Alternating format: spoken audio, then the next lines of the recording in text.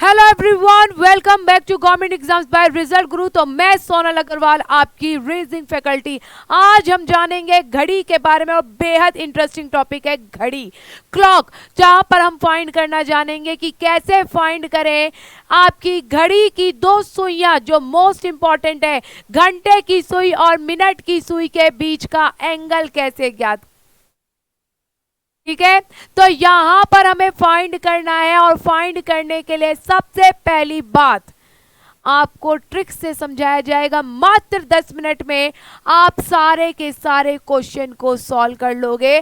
जैसे हम यहां पर घड़ी बना देते हैं, क्या बना देते हैं गाइस, घड़ी बना देते हैं। तो ये आपकी 12 है, ये 3 है, ये 6 है, ये 9 है।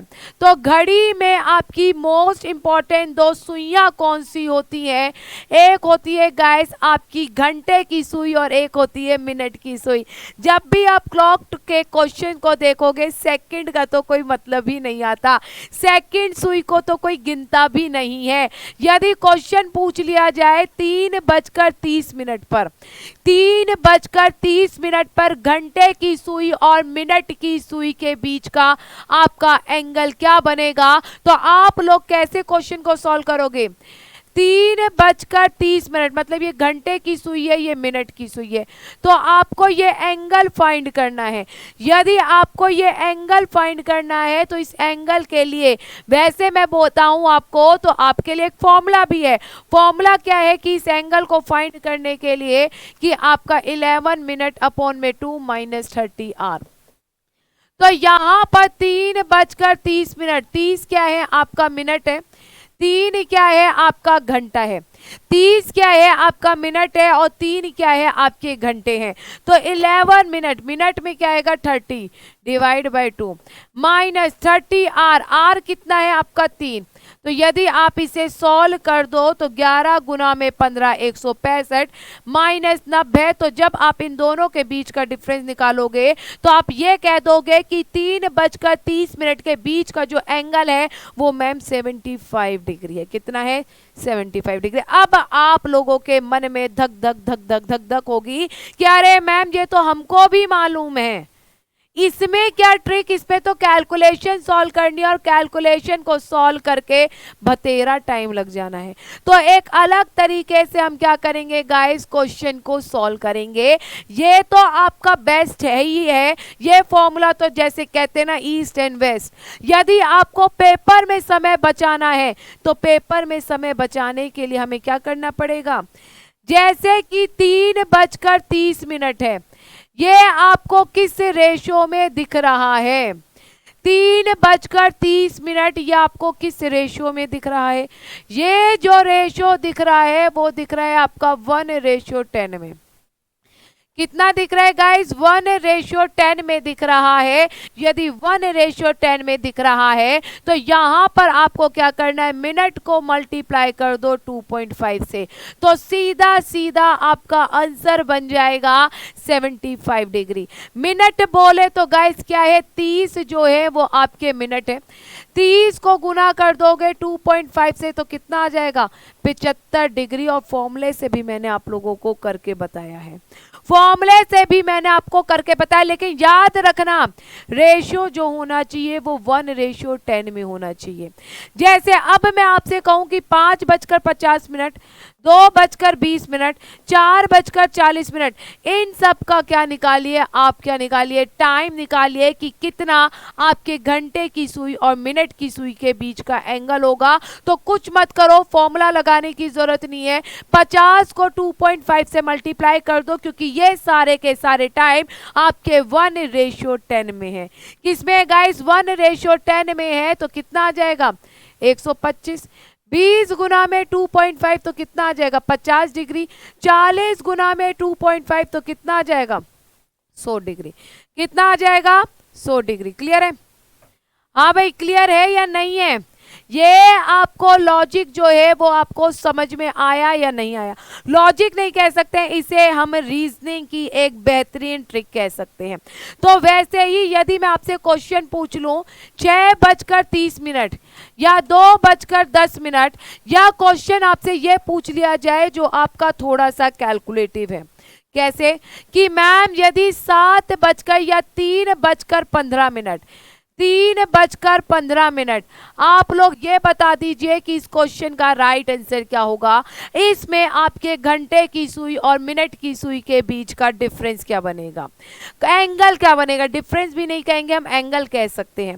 अब आपके दिमाग में एक चीज है कि मैम ये सब 1:10 में तो नहीं है, तो हम इस क्वेश्चन को क्यों नहीं मैम फॉर्मूले से सॉल्व करते हैं। तो 11 मिनट कितना है, 15 डिवाइड बाई 2 माइनस 30 इंटू में 3 कितना आ गया, 90। ठीक है, तो 11 इंटू में 15 165, 165 को 2 से डिवाइड कर दो तो कितना आ गया 82.5। 82.5 में से 90 को माइनस कर दो तो कितना आ जाएगा गाइस 7.5 आ जाएगा। कितना आएगा 7.5 डिग्री बन जाएगा। क्लियर है। तो अब आप लोग कहोगे मैम 7.5, अब मैं कहूंगी इतना आप लेंदी करोगे, इतना दिमाग लगाओगे, इससे अच्छा है ना आपको इन तीनों टाइम में क्या कॉमन दिख रहा है।